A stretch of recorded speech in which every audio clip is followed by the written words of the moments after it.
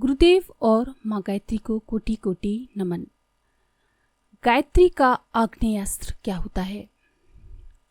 श्री स्वामी योगानंद सन्यासी प्याना से लिखते हैं 1952 की जुलाई में उनका टाइटल है गायत्री का आग्नेयास्त्र। परम तत्व की जिज्ञासा और आत्म साक्षात्कार की अभिलाषा से प्रेरित होकर मैंने भोग का मार्ग छोड़ा और त्याग का अपनाया। संन्यास लेकर मैं सदा उस उपयुक्त साधना पथ की तलाश में अनेक तीर्थों और क्षेत्रों में भ्रमण करता रहा।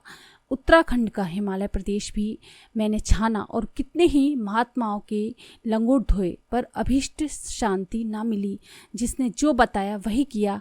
अनेक प्रकार के साधन, अभ्यास, जप, प्राणायाम, पाठ आदि करता रहा, पर कहीं भी आत्मा में प्रकाश का दर्शन न हुआ। इसी भ्रमण में कहीं पर मैंने अखंड ज्योति के गायत्री साहित्य की बड़ी प्रशंसा सुनी।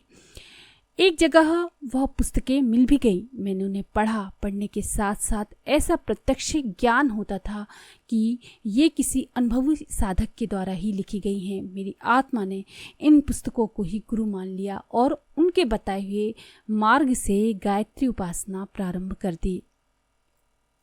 साधना का सबसे बड़ा प्रभाव ये हुआ कि मन में जो नाना प्रकार की चिर संचित वासनाएं और दुर्भावनाएं छिपी पड़ी थी और जो मुझे समय समय पर परेशान करती थी, उनका शमन हो गया। चित्त में शांति, स्थिरता, सात्विकता दिन दिन बढ़ने लगी। मेरा शरीर बहुधा अस्वस्थ रहा करता था, वह भी बिना किसी दवा दारू के अपने आप स्वस्थ हो गया।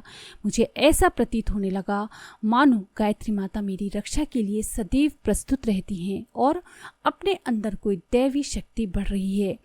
इसका एक बार बड़ा ही आश्चर्यजनक अनुभव मुझे हुआ। मैं भ्रमण करता हुआ एक बार बेहरा नामक ग्राम में पहुंचा। वहां ग्रामवासियों को प्रोत्साहित करके गायत्री हवन कराया। उस गांव में मुझे मुसलमानों की संख्या अधिक थी, जो बहुत अंधार और झगड़ालू थे। अपने संकीर्ण दृष्टिकोण के कारण हमारे हवन में उन्होंने ईंट फेंकी और तरह तरह के विघ्न फैलाए। मैंने विरोध करने पर वे मुझे मारने को तैयार हो गए। मैं वहाँ कई दिन ठहरा। वे रोज ही कोई न कोई शरारत मेरे लिए तैयार कर देते थे। एक दिन तो उन्होंने रात को मेरे एकांत स्थान में हमला करके मुझे मार डालने तक का षड्यंत्र बना लिया।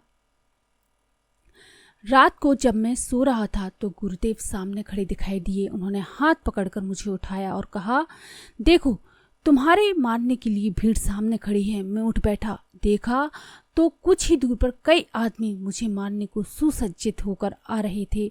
अब मैं क्या करता? मैंने गायत्री मंत्र का आग्नेयास्त्र प्रयोग किया। मैंने उस विद्या को सीखा तो था, पर प्रयोग केवल उसी दिन किया था। उन आतताइयों पर जब मैंने मंत्र प्रहार किया तो उनका शरीर बेतरह जलने लगा और वे चीखते हुए गांव को भाग गए।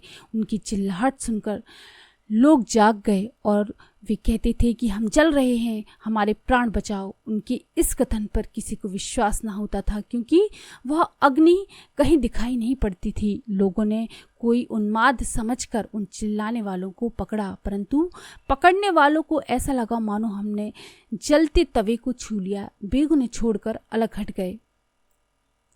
ये अजब तमाशा था। सारा गांव जमा हो गया। पूछताछ करने पर उन्होंने बताया कि स्वामी जी को हम मारने गए थे, वहां से वह व्यथा हमसे लग गई है। अब सब लोग उन्हें लेकर मेरे पास आए। मैंने शांति पाठ किया तो उनके शरीर का दावानल शांत हो गया, गर्मी शांत हो गई। चूंकि मैंने इस चमत्कारी शक्ति की प्रसिद्धि और लाभ उठाने के लिए भेंट पूजा लेकर लोग वाग घेरने लगे। प्रसिद्धि जब हो गई तो इसलिए दूसरे दिन ही मैं वहां से चल दिया। उपरोक्त प्रयोग में एक उल्लेखनीय बात ये हुई कि ठीक विधि ना मालूम होने से गायत्री का आग्नेयास्त्र प्रयोग करने के कारण मेरा मुंह और हाथ भी जल गया और लगभग 15 दिन में ठीक हुआ। यानी कि उनको विधि पूरी तरीके से नहीं पता थी। उन्होंने अपनी जान बचाने के लिए उसको जल्दबाजी में उसका थोड़ा सा कुछ गलत उपयोग हो गया होगा, जिसके कारण उनका मुंह जल गया और हाथ। उस दिन से मेरी श्रद्धा गायत्री पर अत्यधिक सुदृढ़ हो गई और उसी तपस्या में मैं लगा हुआ हूँ। मेरी सलाह से गायत्री की उपासना करके और भी कई लोग लाभ उठा चुके हैं। सीकरी गांव में एक ब्राह्मण की कोई संतान न थी। उसने गायत्री की साधना की। उसके एक पुत्र हुआ जो अब बड़ा ही होनहार और सुंदर दिखाई पड़ता है।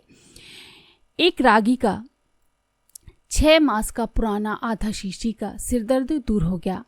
नगरीय गांव का एक लड़का जो वर्ष में 3 महीने भी स्कूल नहीं गया था और उसके पास होने की कोई आशा न थी, गायत्री जप के कारण प्रथम श्रेणी में उत्तीर्ण हुआ है। इस प्रकार छोटे मोटे लाभ अनेक लोग उठाते रहते हैं, परंतु गायत्री उपासना का वास्तविक लाभ सतोगुण की वृद्धि और आत्म कल्याण ही है।